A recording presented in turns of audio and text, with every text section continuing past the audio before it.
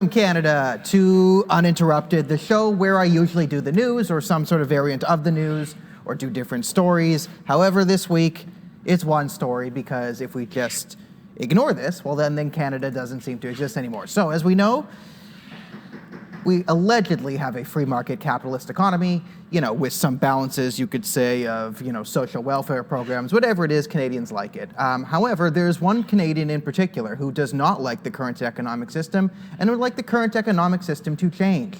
If you think I'm lying about this, please let's listen to Prime Minister Justin Trudeau when he talks about what a great opportunity COVID has given us. Yes, the good thing about the current pandemic is it has given us a chance to completely change Canada's entire economic system. Can we cue the Prime Minister, just so everyone knows I'm not crazy? Building back better means getting support to the most vulnerable while maintaining our momentum on reaching the 2030 Agenda for Sustainable Development and the SDGs. Canada is here to listen and to help. This pandemic has provided an opportunity for a reset. This is our chance to accelerate our pre-pandemic efforts to reimagine economic systems that actually address global challenges like extreme poverty, inequality, and climate change. There you go. We need to reimagine new economic systems because of inequality and climate change. This is standard Trudeau mumbo jumbo. However, there's actually a plan behind this. When he talks about a reset, he is actually talking about the Build Back Better that every sort of, we'll say, globalist politician wants to go down. So what he is actually referring to is the World Economic Forum's idea of a great reset, which is, the idea of their executive chairman or whatever, Klaus Schwab, who we will get into in a bit. But first, let's see what the Great Reset is from the perspective of the Great Resetters. This video comes from the World Economic Forum themselves about what our lives will be like in 2030. So let's cue the World Economic Forum's video.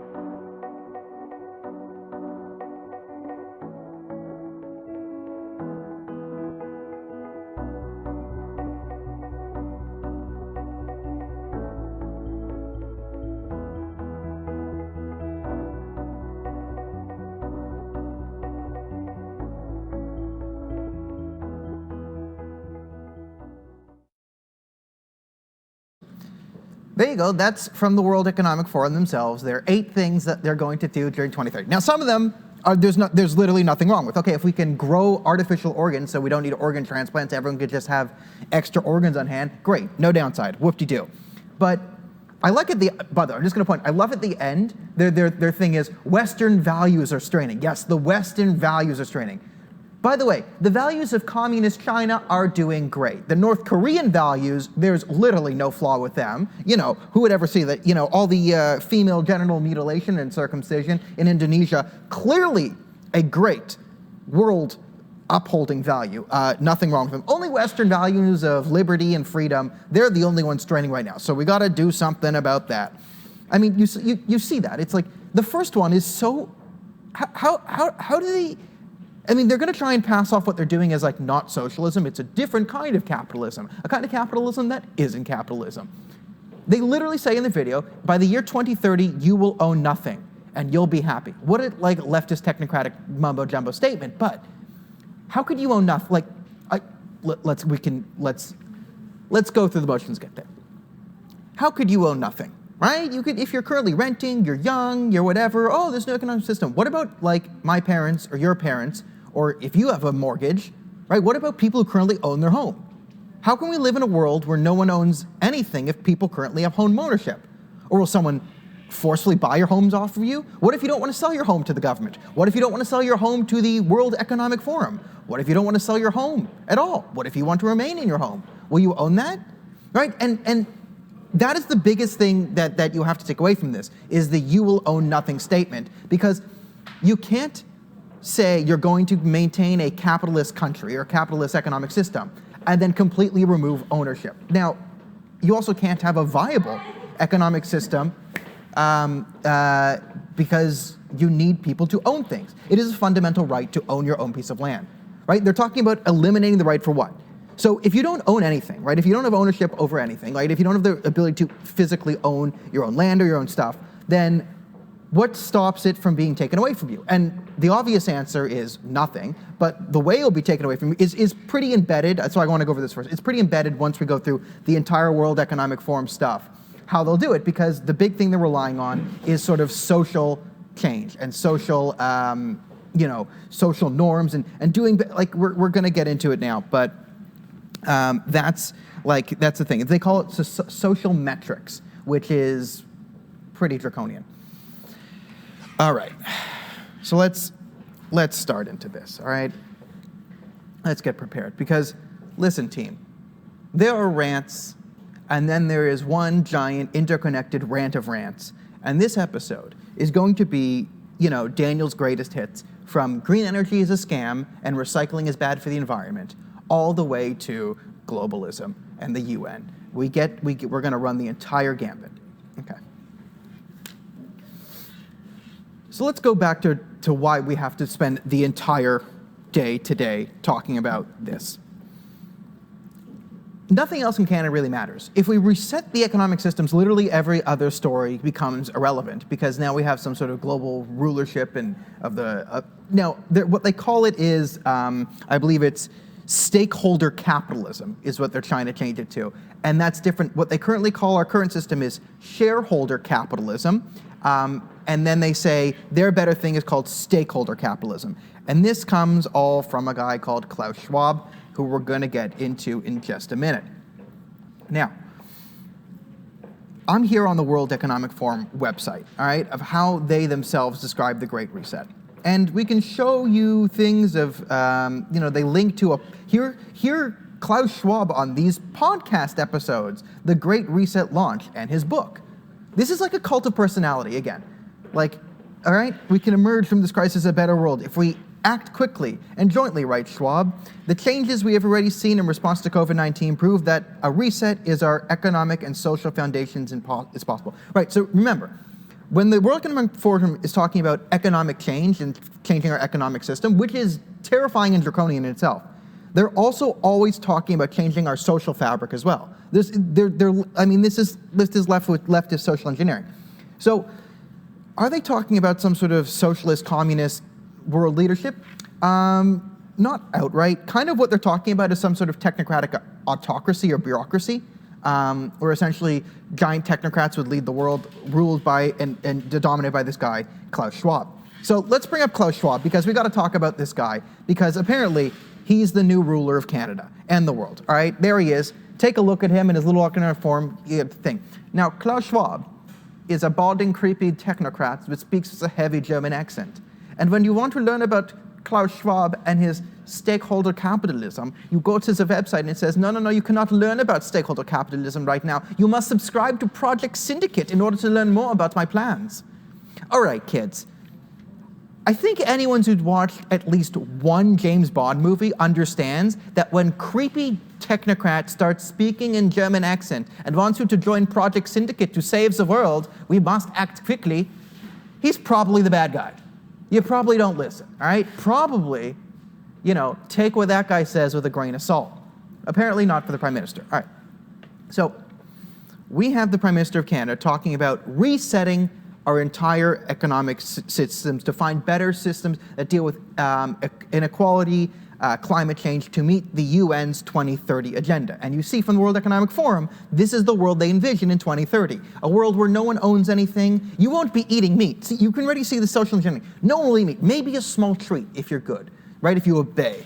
But no one would be eating meat, right? It would all be the way we want. So the initial impulse here is just, who the hell is this guy, and why does he get to tell us what to do? Now, I could show you videos of Klaus Schwab, but honestly, I don't want to listen to him talking, okay? And I find a lot of videos, and like, the biggest short clip he has on the internet is him talking about the fact that his book sold 1 million copies, and because it sold 1 million copies, but most of those copies were in China, Japan, and South Korea, and the bulk, a majority of that was bought by the South Korean military. Now, I'm not here to talk about conspiracy with the South Korean military.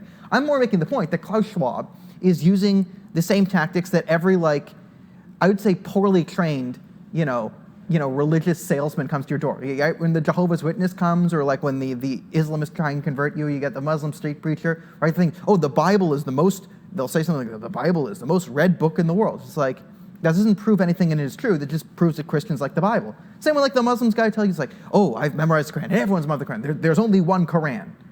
Okay, you prove that Muslims like reading the Quran, and Christians prove that Christians like reading the Bible. And the irony is, these guys, the Klaus Schwabs, are probably so antagonistic towards religion, yet they rely on some of the weakest and most dogmatic, religious forms of proselytization, I guess, to push their thing. Like, 1 million people bought my book, therefore we must reset the entire world. And it gets much, much worse. So if Canada just says, you know what, we're just going to reset our economic situation, reset the country, reset our social values, what does anything else matter, right? What does it matter if we're talking about this in Parliament? What does the SNC-Lavalin scandal even matter, right, anymore? And I've screamed out that one for months now, almost a year. I've been screaming at SNC-Lavalin because it would erode the foundations of our very democracy by abolishing the balances of power. But here we're talking about actually blowing up our entire political, social, and economic foundations in search of something better. And they do assure us that it is better. Now, let's go through this whole thing together because it's mind-blowingly stupid. And when I talk about, when I made the equation to like a James Bond villain, I think that's a really good line to use because a lot of the intellectual power being put into the World Economic Forum and the Great Reset, a lot of it is like pretty, I would say, frivolously movie-based knowledge. It's not deep knowledge. I know these guys are like fancy business leaders and go to the Davos summit and have millions of dollars, but after reading through their grandmaster scheme, I don't think they've been scheming and plotting to take over the world for 20 years. I think they're a bunch of idiots. I honestly think they're a bunch of idiots who will fall, and the reason why this will fail, and the reason why there'll be so much death and destruction from their plan, is because they're incompetent idiots, just like every major organization or government that's ever come before them, except there's so much hubris in them that they refuse to admit it. That will be their downfall. I mean, you look at this thing and yes, it's well planned, but it is so deeply and obviously flawed. Okay, so let's just read this together. Story time, kids. COVID-19 lockdowns may be gradually easing, but anxiety around the world's social and economic prospects is only intensifying. Oh, really? People are really afraid and uncertain. I wonder if there's a way to mitigate that. Yeah, shut off CNN, guys. There's good reason to worry. Sharp economic downturns already begun. We could be facing the worst depression since the 1930s. But while this outcome is likely, it is not unavoidable. If only you had listened to me back in the time when said it's almost like destroying our entire economic system was a bad thing, they're saying now. Who could have thought? Who could have known? Other than all of us. To achieve a better outcome, the world must act jointly and swiftly to revamp all aspects of our societies and economies. Okay. The world must act jointly and swiftly to revamp all aspects of our societies and economies, revamp all aspects in the entire world. Now, if we're talking about saying, hey, Iran, you're not allowed to threaten to nuke the world anymore. You got to be free. We're getting rid of the Ayatollah. Oh, and North Korea, no more creepy dictatorships. In China, you have to stop spying on your people with all this stuff. And no more concentration camps for Muslims. Doesn't seem to be that. Seems like concentration camps for Muslims will be eco-friendly by 2030. So don't worry, Muslims. You can still be put into concentration camps by the communists. And don't worry, communists. If the Islamists take over, they can still behead you. Everyone wins. except the world. Every country from the United States to China must participate, and every industry from oil and gas to tech must be transformed. In short, we need a great reset of capitalism. Well, glad you said it right out there. Now, they'll backtrack this statement, saying they're not actually trying to reframe capitalism at all. But the next line is very, very, very telling. Okay, the next line here sort of betrays the game. There are many reasons to pursue a great reset. Boom, there it is. The most urgent is COVID-19, having already led to hundreds of thousands of deaths. The pandemic represents one of the worst public health crises in recent history, and with casualties still mounting in many parts of the world, it is far from over. Okay, I only want you to focus on the first line there, and we're going to that. There are many reasons to pursue a great reset, and we'll get into this later. But this is not a COVID-19 recovery plan. This is not, oh no, COVID hit the world. How do we bounce back from a global pandemic? That was never the intention. This was always hey, the world's going off its mores, and this is everything I hate about the left. You could tell this is just purely leftist nonsense because it is so myopic and insular in its own logic that it couldn't be made by anyone but a leftist. The reason is what I hate about the environmentalist movement. My biggest hatred of the environmental movement, other than it's bad for the environment, which who cares? I do, but we're being flippant here, is that it is anti-human in nature. It has this myopic view, right? I always say, the greatest Avenger in the movie Infinity War would have been Milton Friedman, would have been me, right? I would have had the power to explain to Thanos why his let's destroy half the population theory is so flawed, okay? Now, I've shared videos on it before, and it's a long rant. We might have time for that rant later, but there are more important rants to get onto, other than like, here's why Thanos was wrong. Okay, but I would have explained it to him, right? And you can see, and the reason I bring up the Avengers Infinity War is one, because it like made $1 billion or whatever, so it means a lot of people saw it. But the fact that they're able to sort of sneak this narrative constantly into pop culture and get away with it, it's sort of become part of our ethos, is that overpopulation is some sort of the problem, right? You see this in many, many, many, different, it gives the villain a bit more of a human modernization. Yes, he's killing billions, but that's to save us, right? No, that's not how it works, okay? And you can clearly see that this is the foundation of it. Now we have to get onto it. All right, moving on. This will have serious long-term consequences for economic growth, public debt, employment, and human well-being. According to the Financial Times, global government debt has already reached its highest level in peacetime. Yes, debt is bad. Thanks for coming back to this again. Moreover, unemployment is skyrocketing in many countries. In the US, for example, 1 in 4 workers have filed for unemployment since mid-March, with new weekly claims far above historic rates. The International Monetary Fund expects the world economy to shrink by 3% this year, a downgrade of 6.3 percentage points for just 4 months. Those numbers are terrifying, okay? Those numbers are legitimately terrifying in 2019, okay? If I saw those numbers in 2019, you were saying this without a pandemic, I'd be like, oh my God, the world economy is going to shrink by 3%. What could have happened? This is cataclysmic. Well, it makes sense. If you shut down all the world's economies, they're going to shrink. If you open them back up, if you take off all these ridiculous restrictions, if we get a vaccine out there, beat the virus, then move on with our lives, everything will be fine, right? Trump's economy was soaring along. And Trump's economy was the number one thing. Trump's economy directly disproved everything in the World Economic Forum's argument. Everything that the Great Reset, Build Back Better, everything they are trying to accomplish, all the logic lined up for it was all definitively disproven by what Donald Trump's economy did and what Donald Trump did as president. All of it definitively defeated by what Trump did. And we're going to get into it as they come along. But the basis of it is, and we'll get onto the green energy thing is, 1, Trump reduced emissions. We're going to talk about how he did it. And 2, right, we see right here, they talk about, this global devastation, right? We had all this need for the Great Reset even before COVID. Before COVID, there were so many problems. Well, before COVID, Donald Trump and the U.S. economy running on swimmingly. Lowest rates of unemployment ever. All by deregulating, all by getting rid of this technocratic, bureaucratic, leftist nonsense and just, governing by free markets, right? But now they're going to say, free market capitalism has failed, and we're not anti-capitalist. They're never going to say socialist. We're doing something better. We're going to increase the social points. And yes, these numbers would be terrifying had there not been a very, very reasonable explanation for why the world's economy shrunk 3% this year, and the fact is that all the lockdowns. I mean, you can see it here. Like, this is what I hate about the technocrats and this fucking elitism here, is it's built on the thought, it's so bred into the entire World Economic Forum thing. Everything you see, everything I've been researching the last couple days, all of it is laced with the implications that, don't worry, the scientists and the experts have looked into this, and we've run numbers, and look at this chart, and look at these graphs, and look at all this stuff. Only we could have done this. The problem is, those plebs out there, they wouldn't understand, they don't have the mind for this. You're idiots. You're all idiots. Like, this is so easily disproven. Like, this isn't even smart. This is like, again, this is movie level smart. This is like, the computer nerd who's like, I'm in the system, right? I've hacked the system, I'm in the system. That's the level of reasoning to the Great Reset. It's basically, the magic computer person powers of like, I'm in the system and I'm hacking now. Like, again, that's why I brought up the movie. This is movie level logic they are using.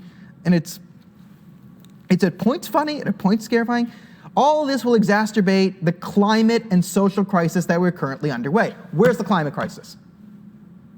Well, no, there's going to be 1 billion refugees in 10 years from climate change. Will we get an apology when that clearly turns out to be untrue?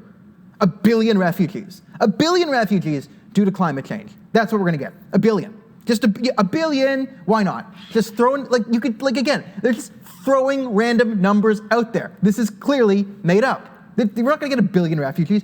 And then they say in the video, that's why we need to integrate them better. Applying, again, this is why it's filled with myopic leftist implications. It's not even, they don't even have a conservative anywhere near this, right? Because the thing is like, yes, racism is a problem. If we didn't have racism, they would integrate. And if you watch my show, I say the main reason we have a problem integrating immigrants is the fact that we don't even try anymore. So if we have all these friggin' refugees coming because of climate change or whatever, we need 1 billion refugees, and we need to integrate them better. I agree. We need to integrate immigrants and refugees better. You know how you do that? By giving them Canadian values or American values where they come, right? You need to do that by having a country, right? Having a country with values and then having people come into that country, adopt those values and move forward so you have something that connects you, because you need to be able to be connected to the people within your country. And this is the fundamental misunderstanding of the globalist left. And this is the perfect time to bring up this rant, okay? A lot of people say in the anti-globalism circles, right? If I go on a radio with like anyone from the PPC, they're going to say you're either a nationalist or you're a globalist. These are the two different things, and it's not actually a dichotomy. There's a spectrum here, and it's not one end nationalism, one end globalism. If you look at the ends, it's actually tribalism on one end and globalism on the other end. And this is sort of the horseshoe theory, right? And it's a bit of a horseshoe, right? And then in the middle is sort of the nationalism. And this is why the Westphalian nation state is a morally valid system of government and why it's the best form. This is why I'm a nationalist and why you should be too, okay? Tribalism, right, is the in-group out-group thing, right? It's the 150 people you can know. It's sort of that mental carrying capacity. And this is sort of things that are sort of, I guess, physical identifiers with you. And we also have this element of tribalism to us, right? If we go into the playground and they separate men versus women, you'll be like, let's beat the boys, let's beat the girls, right, in a contest. Right? They've even done experiments. Like, you have blue eyes, you have brown eyes. Black and white can be turned against each other. That's basic tribalism, right? So tribalism is being purely connected by these sort of immutable characteristics or things that just are physical and unchanging for the protected safety of the group, right? And then on the other end of the spectrum, you have globalism, right? So this is like the world government. And this is basically, and you understand the sort of, so to the tribalism, you understand the sort of base, pull towards this, right? It's the in-group, out-group. That's what fuels it. And there's, good parts, this is bad parts. I mean, during a pandemic, you would understand, like, back in, 100,000 years ago, right, to be afraid of the outsiders, right, they might bring disease, they might bring war, it's sort of safer to stick to your own. There's a logic there. At the same point, there is sort of a logic to the globalism, right? It's merely the fact that we're all human connects us, right? Just we are all human, right? Because we're all human and we're all this, that in itself is the connector that binds all of us, right? There should be absolutely nothing connecting us, make, no distinctions that exclude, right? So pure inclusivity, things that exclude. These is actually the spectrum. What is the right thing to do is to find the balance between those, and that's the nation state, okay? So what nationalism is it doesn't say that, it gives us something a bit grander than ourselves or these immutable characteristics for us to connect on, right? That's the happy balance, is forming the country of Canada, right? In order to integrate refugees, in order to have a healthy society, in order to do anything, you need to have Canadian values, American values, Malaysian values, wherever you are, okay? So instead of just saying, oh, I'm white, right? You go to the tribalism, I'm white, I'm black. This is critical race theory, right? The blacks, the whites, intersectionality. It's the heavy end of this race theory. But then it leads to this sort of globalism, right? That's how they try and do two. Instead of fusing the two, they try and do both. Instead of doing the right thing, right, they just do two wrong things, right? So what nationalism, it says, there's something else that connects us. It's not just the fact that I'm white, it's not the fact that I'm Jewish, it's not the fact that I'm a man, right? We say, there's something in Canada. Peace, order, and good governance, right? We are kind to one another. We play hockey, we say sorry when we step on people's shoes, right? We are polite. We have these sort of identity. And these are the type of ideals that anyone could come to have, right? So you need to sort of give into these ideals. Whereas you have tribalism, which is give into the characteristics, right? I could, whatever I'm born with, I'm born with. I cannot come in or out of that. That's defined, right? Versus globalism here, which we have everyone is everything. There should be absolutely no distinctions between anyone. That's the globalist side. Whereas in reality, we need to find the nationalist happy thing, where it says, okay, here are the ideals on which we uphold, the nation. We Canadians, we believe this, this, and this, and this. And by, swearing to those ideals, and that, as long as they are justified, right? If it's North Korea and the ideal is obedience to the great leader, right? Then it's an evil nation. But if you have a morally righteous nation, a Westphalian nation state, a Canada, America, a UK, right? Then you need nationalism, because those ideals anyone can adopt, right? So this is why when we say, like, oh, the entire world must come together. No, because you need different nations, but you also need them to be righteous or morally valid, right? So when we talk about the Islamic Republic of Iran and why we all need to come together, right, there's actually an immorality to sort of saying, okay, we're the same as the Iranian regime, which wants to take over the world. They're literally like, we want to take over the world and establish caliphate. Right, so working with them or accepting them as morally valid is in itself not an actual morally valid thing to do, which is why globalism is flawed, right? It sounds nice that we accept all human beings just because they're human, but you're also accepting the evil within humanity and doing nothing to parse that out from the good, right? So you're making no distinctions, right? Whereas you have the tribalism, which is purely based on distinctions. You have globalism, which makes none. Both of them are wrong, except you have people trying to act tribalistic with their critical race theory, and then to sort of create cognitive dissonance in themselves, they go with this sort of, there are no differences between anyone, they try in this globalist stuff. It's not going to work. On a moral level, it's just not going to work. On a practical level, it will never work. Okay. Solid rant. And more to come. Okay. Okay. Left unaddressed, these crises together with COVID-19 will deepen and leave the world less sustainable, less equal, more fragile. Incremental measures and ad hoc fixes will not suffice to prevent this scenario. We must build entirely new foundations for our economic and social systems. Again, entirely new foundations. We must build entirely new foundations for our economic and social systems. It's ridiculous. I didn't read this. Okay. All this exacerbate climate change, excuse to weaken our environmental protections, and frustrations over social ills rising, like inequality. U.S. billionaires' combined wealth has increased during the crisis, are intensifying. So again, they go on this sort of billionaires are taking, like, again, this is sort of economic populism, and I hate this stuff. It's Andrew Jackson nonsense, but these are clearly the billionaire class. And why is the billionaire class and the world elite selling you the unequal distribution of wealth? Billionaires are getting so much richer during this. Yeah, it's pretty much all Jeff Bezos, because he runs an online shopping company. And of course, online shopping is going to increase during a pandemic. But he runs Amazon. How is Amazon stock not going to triple when people are literally not allowed to go into the stores? When everyone has to shop online, of course online shopping is going to increase. And the billionaires already own that. So duh. Yeah, when you heavily restrict the friggin' economy, who benefits the most? It's the people who have the money to lobby to circumvent those restrictions, which is why when people ask for restrictions, they use the excuse of, the billionaires, the wealth, the billionaires have billions of dollars. No one cares, right? At one point, we need to rant on what is wealth creation and how do you do it, and the fact that if we just take all the billionaires' money and give it to everyone, poverty would end. No, it doesn't. No, it doesn't. That's not creation of wealth. That's redistributing money, and redistributing money doesn't create wealth. That's why the CERB and all this stuff, it's not sustainable. It's not. Oh, you would just print money and Weimar Republic. Never goes well. Go to Zimbabwe. Go to Nazi Germany. When does this ever turn out well? Idiots. Idiots who created this. Guys are just again, You think I've never talked to anyone in the business world? You think we've never talked to like our friends who work in business and go to these meetings like, yeah, they just create stupid terms. It's all business mumbo jumbo. It's all BS anyway. Like everyone knows this. Like who are you fooling? Who do you actually think you can fool? And the answer is you're not fooling anyone. You're giving people, these technocrats, people with mediocre intelligence, the ability to sort of adopt this thing as intelligence and then use their frivolous knowledge around almost nothing to pretend that they can belittle people who don't have the same knowledge. But back to where we are. Levels of cooperation and ambition this implies is unprecedented. Yes, unprecedented amount of ambition and cooperation. We're going to have to cooperate the Chinese, the Iranians, the Russians. Oh, so many people to cooperate with. And you haven't even sold this out. Like, oh God. In fact, one silver lining, oh good, a silver lining, of the pandemic is that it has shown how quickly we can make radical changes to our lifestyles. Almost instantly, the crisis forced businesses and individuals to abandon practices long carried to be essential, from frequenting air travel to working in offices. See, one of the good things is it showed that social engineering is really possible. If we want people to just stay in their homes all day, they'll be more able to do it in the future, and they actually get to that.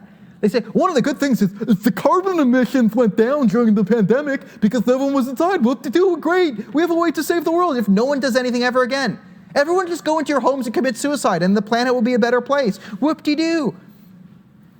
Oh, God, this is so stupid. But of course, the Prime Minister believes in this, so we have to talk about this all day. Likewise, populations have overwhelmingly shown a willingness to make sacrifices for the sake of healthcare and other essential workers in vulnerable populations, such as the elderly.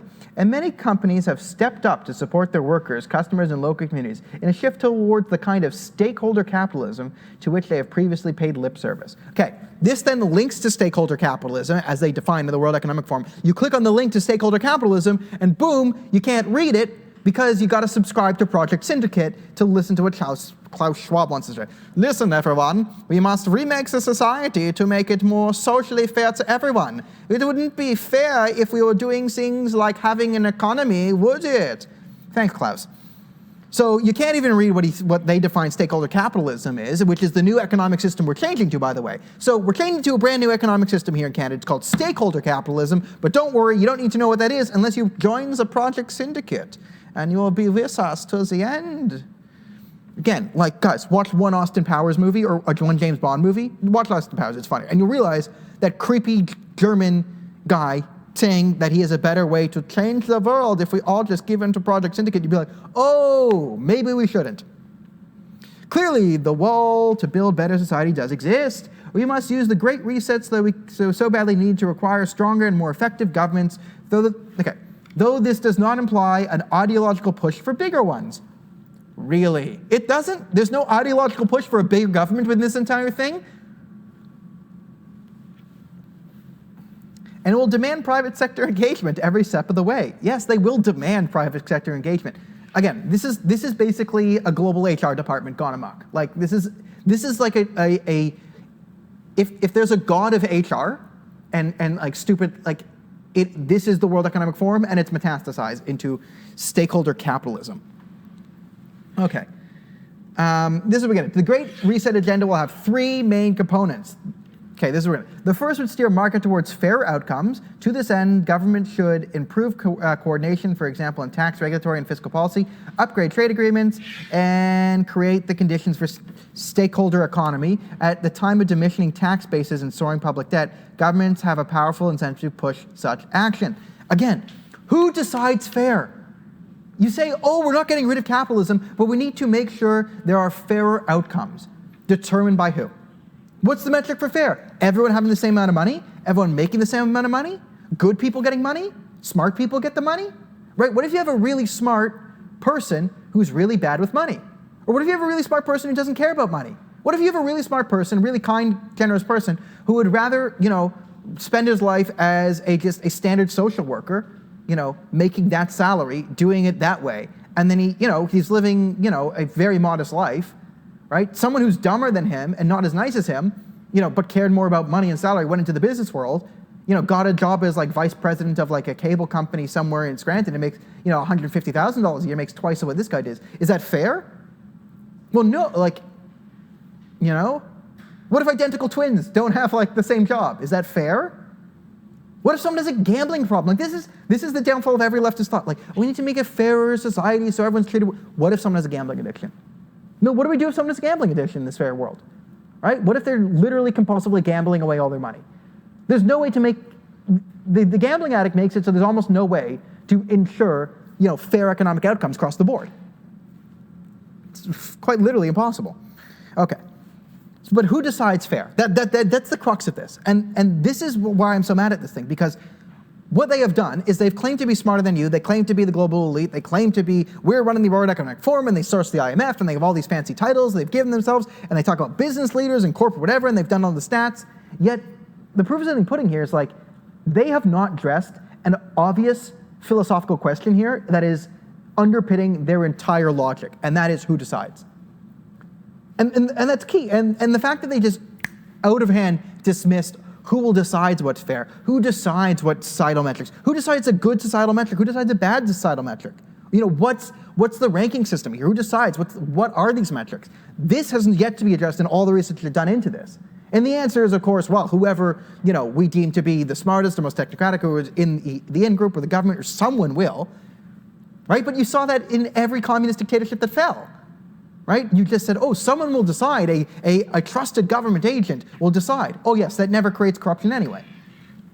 So the fact that they claim to be so much smarter than you, yet they have a glaring hole in their entire underlying logic here, just sort of betrays their nefarious intentions to begin with, I think. Moreover, government should implement long overdue reforms that promote more equitable outcomes. See, equitable, not equal, equitable. Again, equity is the communism. Equitable means everyone ends up at the same spot. We need more equitable outcomes. They just said it right there. Depending on the country, these may include changes to wealth taxes, the withdrawal of fossil fuel subsidies, the new rules governing intellectual property, trade and competition. When I think all subsidies are stupid. So if we get rid of a lot of regulations and subsidies, like I'm happy, like I don't want fossil fuels subsidized. I just don't want them to be highly regulated to the point where we can't, run an energy economy and then we're pretending that we're green while buying it out of the Middle East. Like, sorry. Equitable outcomes. Okay, second component of the Great Reset agenda would ensure that investments advance shared goals such as equality and sustainability. Here, see, again, shared goals. What shared goals do we have with the Iranians? The Iranians' goal, by their own admission, is to conquer the world through jihad and set up a caliphate run by the Ayatollah. Do you think they care about sustainability? Do you think they care about the trees? Honestly, you think if we pool our resources together and give everyone the money to do this, you actually think the Iranians won't take the money and use it to fund terrorism, which their actual government says is their plan. If you give them money, they will fund terrorism. You think the friggin' dictators in Eastern, Western Africa, in the Congo fighting over resources will take this money and decide, oh, we need to invest in sustainable, stakeholder economics, or do you think they'll use it to buy weapons and try and take power from the rivals like they do every single time we've given them tons and tons of money over the last years through foreign aid? Again, of course, there are no answers to these questions. This question only, again, it's a left-wing idea because it only focuses on the West. It claims that it's like about every other country in the world, but doesn't talk about them. That's the most left-wing technocratic thing I've ever heard. Is, oh, the West is so evil. And oh my God, we as Westerners are so self-absorbed, only talking about Western values. The West, the West, the West, the West. Oh my God, aren't Westerners terrible talking about the West? Also China or something. But and then the West is the worst. They're so self-centric, and here's the reasons why West, again, it's so self-defeating. I actually understand how this got to idiots. I see why Trudeau loved this as well. I see why. Why isn't Aaron O'Toole fighting this?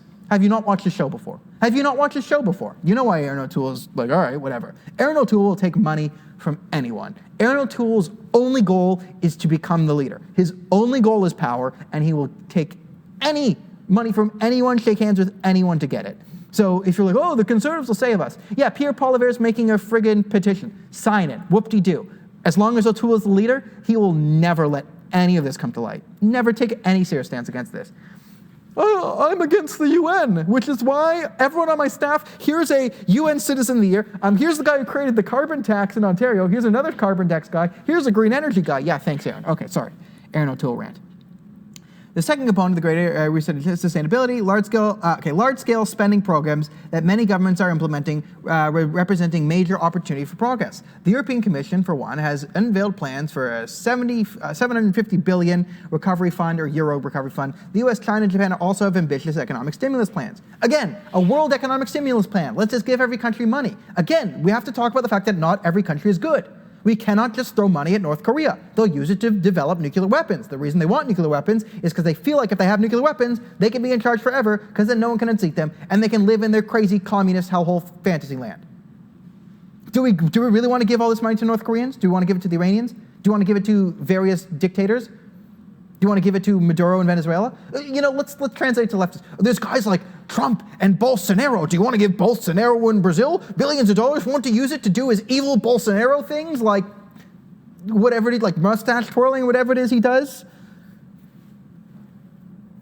Again, no. We'll be regulated all by the World Economic Forum. We'll have the best minds and experts redirecting the funds because experts never get anything wrong. Rather than using these funds, as well as investments from private entities and pension funds to fill cracks in old systems, we should use them to create new ones that are more resilient, equitable, and sustainable in the long run. Yeah, just build new economic systems. You guys are claiming to be experts and scientists, yet you're talking about risking everything by just creating a brand new system out of nowhere that's completely untested. Right? Come on. Like, this is... You're trying to pretend like you're, like, smarter than me. Ugh. God. This means, for example, building green urban infrastructure and creating incentives in industries to improve the track record on environmental, social, and governance metrics. Again, social metrics. Who decides what social metrics are? You're talking about all of this funding and the entire great reset of the world. The new economic system will be based off of social metrics determined by the World Economic Forum, the IMF, and the UN. What the hell are these social metrics? What are they? And good or not? Like, is religious devotion good? Is that a good social metric? Do we want people to be a little less religious, a little more religious? No, it's an important thing. We're making the world. What's the appropriate level of religiosity for everyone? Complete atheism? But then we can't have radical Islam, right? Or if we don't want to be Islamophobic, we need religion. But is there fundamentalist religion, so everyone should be religious? Or is religion not a part of the societal metric? And if religion is not a part of the societal metric, then how could this metric be all-knowing if it doesn't encompass a very important part of our society? Oh, it turns out that actual societal metrics might be fluid. It might be fluid, right? And the fact that they're pretending that societal metrics that measure good outcomes are fixed is another logical fallacy that is like, again, who designed this? Like a first year, gender studies student? Or the World Economic Forum? Like, again, this is the problem with utilitarian thought, okay? This is the thought of, we must maximize everyone's happiness by finding the absolute perfect system. It doesn't work because of the metacognitive aspect of humanity, all right? So you could say, like, sort of the crux of this is the basic trolley problem in philosophy, right? You're on a trolley and you're going down a track that will end up killing 5 people. If you change the trolley, there's one person on the track, you change it and you only kill 1. Do you make the choice to kill 1 to save the 5? Right? This is sort of the utilitarian philosophy. However, it doesn't work when applied into real world and you institute multiple games. And the best example of this is the doctor trolley problem, right? When they try and apply this to the doctor, okay? So the doctor problem, which is, you're a doctor and you've sworn to, protect human life or whatever, and you have 1 healthy patient and you have 26 patients are going to die. If you take the organs and stuff out of that 1 healthy patient, you'll save the lives of 20 patients. So do you kill the 1 person to save the 20? As a doctor, what do you do? That's a tough philosophical question, isn't it? Actually, it's not. It's really not. And the answer is you don't kill the patient, because the goal of the doctor is to save people, not to maximize life. Okay, and the reason this is because think of this in the terms of the world, right? If we go in a purely utilitarian, World Economic Forum where like social metrics are fixed, right? You have saved 20 lives at the cost of 1 life. This is 19 lives gained, good, unless climate change and lives are bad. But for the moment, life is good. Soon, human lives will turn into bad, but for now, human lives are good. You gain 19 lives, good. However, what happens is you've taken a man or woman who's come into a doctor's office expecting them to be helped. Instead, the doctor has sedated them, killed them, dissected them and split their body into other people. Would people not find out about this? How many people wouldn't come to the doctor after you heard that your friend went in there healthy for a checkup, but they decided to use his organs to save 5 people's lives instead? Would you then feel comfortable going to the doctor knowing that if the doctor said, your organs can actually save 7 different lives right now, you know what? That's a threshold to kill you. So then you have people who would be having legitimate illnesses, not wanting to go to the doctor to not cure themselves. Their fear of the doctor, the breakdown in the medical system, would end up killing millions and millions and millions after saving those initial 19 people because you lose trust in the system. This is the same same concept as to why utilitarian thought does not work. Okay? Because when you say, you know what, if we just do this, you know what, everyone would sort of be happier if they lived in a house like this, or if they, everyone would be happier if they had, 3 kids. 3 kids is the optimal amount of happiness. So, someone has 4 kids, we move it away and give it to someone who has 2 kids. Well, yes, 3 kids might be the optimal biometric, but, generally mothers don't like having their children ripped away from them. Generally, children don't like being ripped away from their mothers. And it's also, the problem is, when the government decides all these things, there's another aspect to humanity is choice, right? And at least the illusion of choice and free will sort of sustains us and is part of how we perceive the world and our own happiness. Think of it. The best example is, you all want a beautiful wife or husband, right? That would make you happy. By any utilitarian measures, the hotter your wife is, the happier you would be to be with her. So would you be happy if I just, as the technocratic government, gave you a smoking hot 9 out of 10? Right? I gave you a 9 out of 10 wife. She's very, very hot. Say she's smart too, right? Great. Would you be equally as happy knowing, just being with that woman, or are you happier when you wake up in a real world and knowing that you had, in a sense, earned her love and affection, right? She didn't, she isn't your wife because the government thought, attractive people make you happy, right?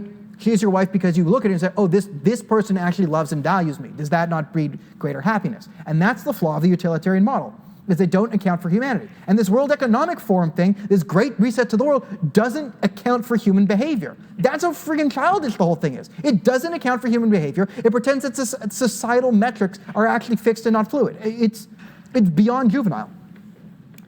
The third and final priority of the Great Reset agenda is to harness the innovations of the Fourth Industrial Revolution to support the public good, especially by addressing health and societal changes. There it is. Right, again, public good. We need to address public good. And the other reason I bring this up is the Fourth Industrial Revolution. What's the Fourth Industrial Revolution? It's just another book that this guy Klaus Schwab wrote. This is, again, it's a self-referential cult. This is how the left works. This guy writes a book, talks about the Fourth Industrial Revolution, names it himself, and then uses his own terminology to validate his theories about the world in his Great Reset. The logic here is so circular and so flawed. It's flawed and circular logic. It's not just circular logic, it's not just flawed logic, it's flawed circular logic. But don't worry, Justin Trudeau is going to solve us. God, drives me crazy. During the COVID-19 crisis, companies, universities, others joined forces to help develop diagnostics, therapeutics, and possible vaccines, establishing testing centers, create mechanisms, and trace facilities, blah, blah, blah, blah, blah. Imagine what we could do in every sector by just, working together, by creating a massive crisis. And the COVID-19 crisis is affecting every facet of people's lives in every corner of the world, but the tragedy is it need not be a legacy. On the contrary, the pandemic represents a rare but narrow window for opportunity to reflect, reimagine, and reset our world to create a healthier, more equitable, and prosperous future. Doesn't that sound like a whoop-de-doo to everyone?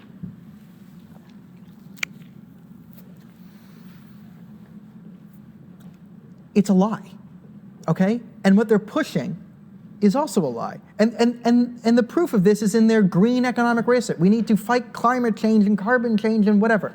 Now here's a classic rant, a throwback from 2017, and the Kathleen Wynne days in Ontario. You guys remember Kathleen Wynne in Ontario, and if you don't know what Kathleen Wynne is and you don't know in Ontario, this is important for everyone in the world, because this is the world's green agenda, okay? And first, before I start, I want to apologize to everyone for taking part of this, okay?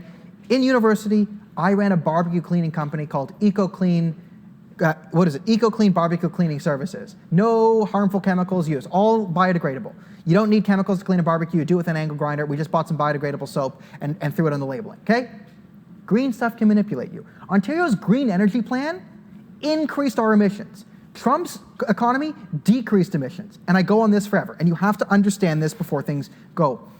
Coal is not very efficient, okay? Coal is this big lump of rock. What pollution is, what waste is, what carbon emission is, what we're trying to fight is waste. right? Second law of thermodynamics. You cannot transfer energy from one state to another state without a loss in energy. That loss in energy is inefficiency in a reaction, or what you call waste or pollution.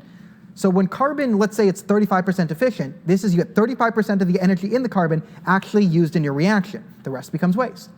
In the 1930s, we found a remarkably fascinating substance called oil, right? And oil was amazing because oil was far more efficient than carbon. It means when you burned oil, you actually got less waste. You got more efficiency. The reaction was stronger. You could do better things, right? Then you could create less waste. And then recently, oil's become obsolete because we have natural gas. Natural gas is almost like 99.9% efficient.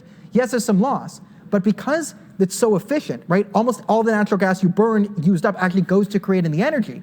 You're creating very little waste or pollution with it. And this is why the American economy under Donald Trump, when they left the Paris Accords, managed to decrease emissions. Is because they took regulations away from the natural gas. The only reason we still have coal is because you need coal to build windmills. That's the only reason we have them, and windmills are beyond stupid anyway. So you have natural gas, which is now being used, which is why the American Trump's evil economy has decreased emissions globally, the only country to do so. How did we increase emissions with green energy stuff? Is because the laws around green energy were ridiculous to begin with, okay? Under Kathleen Wynne's green energy. And Kathleen Wynne's green energy model is now being used as a federal model for green energy stuff. And you see that federal model, this carbon tax, it's now being used as the world model. So what failed here in Ontario is going to be used to, and it's failing here in Canada, then what's failing here in Canada will soon be imposed onto the world and fail globally. And here's what it had. It had us mandating energy markets, right? So you had to use green energy markets. Green energy was overly subsidized at 40 times the cost, okay? So billions of dollars were given to windmill farm subsidies. Most of this went to top 500 companies, again, we were giving billions of dollars to Samsung to save the world, right? But because you had to use that energy, and it had to be stored on the grid, and it didn't have a storage power, it means every kilowatt hour of green energy produced, especially wind energy produced in Ontario, you needed 1 kilowatt hour of natural gas or nuclear energy to store that energy, which means every amount of energy we created with wind, which was clean, which was stupid to begin with, we needed fracking to sustain it. Right? It was just another way of fracking or nuclear energy. It made no sense, but we kept doing it. But then we mandated that energy created by green energy, which was stored by natural gases, right? Then we said that had to be used at market. So instead of just having plants that run on natural gas or nuclear energy, which can just run consistently at a consistent level, like a car in cruise control uses the least amount of gas, instead you had rules where we had to use the solar energy or the wind energy, and then mandate off of that. However, it ran into a problem because some days in Ontario, it was either too sunny, not sunny enough, too windy, or not windy enough. If it ever met one of those 4 qualifications, which let me see was 99.999999% of the time, it means we had to fluctuate our energy grid. And the very fact that we were fluctuating our energy grid means our energy production was more inefficient. More inefficient, more emissions, more pollution, more greenhouse carbon gas waste and all that stuff. Right? It also costed tons of money. This is why we're actually at a point we decided it was cheaper to pay Quebec to take energy off our hands than to mandate by the system. Right? That way we could keep the plants running smooth. So in the time in Ontario where people's hydro bills were reaching over $1,000 a month, we were actually paying Quebec to take energy off our hands because we didn't want to fluctuate our grid system because of the inherent fluctuations in what we call green energy. And again, these green energy things, watch the Michael Moore thing. The windmills, they degrade after 30 years. Right? You can't use them anymore. Right? The solar energy panels, they break down. They're hard to sustain. Right? And yet we must get off fossil fuels. The whole thing here, we go into it. The whole plan is to get us off fossil fuels. Why? Why? It's a godsend. And what is this, 2003? We think peak oil is still a thing? We have natural gas now. Like, we have enough energy at the current rate we consume to power the world for at least another 50 to 100,000 years. And then we haven't even explored most of it. And that's assuming we don't advance any further technologically. Let's assume we don't go into the ocean and find new energy sources. It assumes we don't find more efficient ways of harnessing the energy we already have. This whole thing is a manufactured crisis. And they give into that by saying they were even thinking about this before. So no, the Great Reset makes no sense.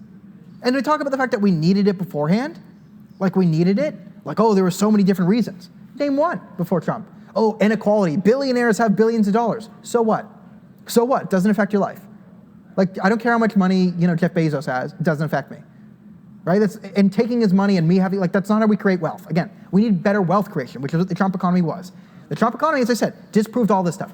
Decreased carbon emissions. Only country to do so. Because they actually gave into the thing. And so when these technocrats say, oh, we're going to save the planet, and we need better ways, and we need better social investing and social norms and social issues, it's just what they mean is they want some sort of globalist HR jockey, in every room, trying to enforce these nonsense protocols, because nothing they say here has been proven to work. In fact, there's a good amount of evidence that all of their key assumptions and all the logic they use to build these arguments is flawed to begin with, right?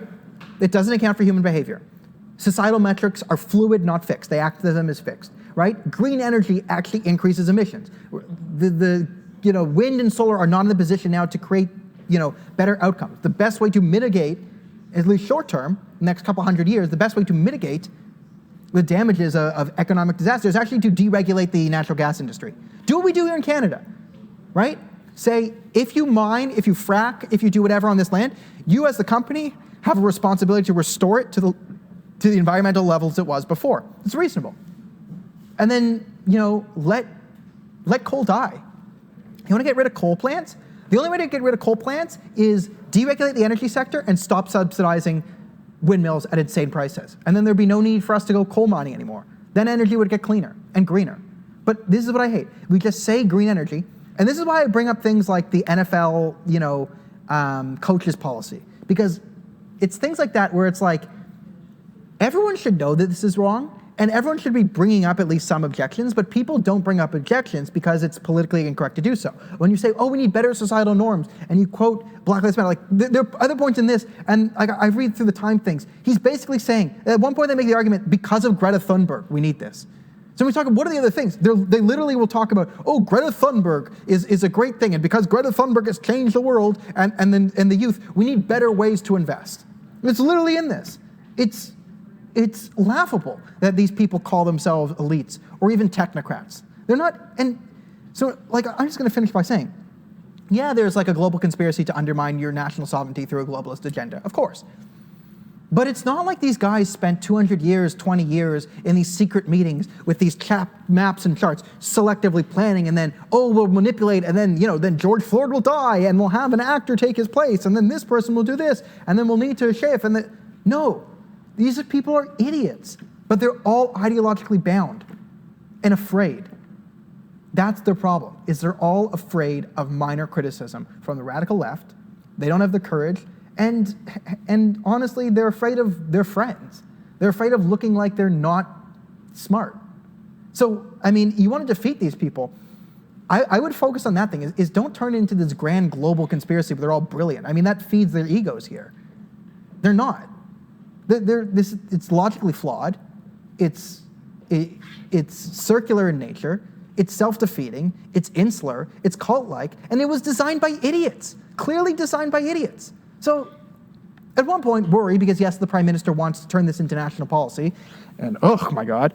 At the other point, these guys are idiots. They're literally idiots, and the best way to defeat them is to acknowledge the truth. And the truth is, there is a vast global conspiracy to institute some sort of globalist nonsense. But these guys aren't the elites. They're not the elites. They're just a bunch of cowards and fools. All right.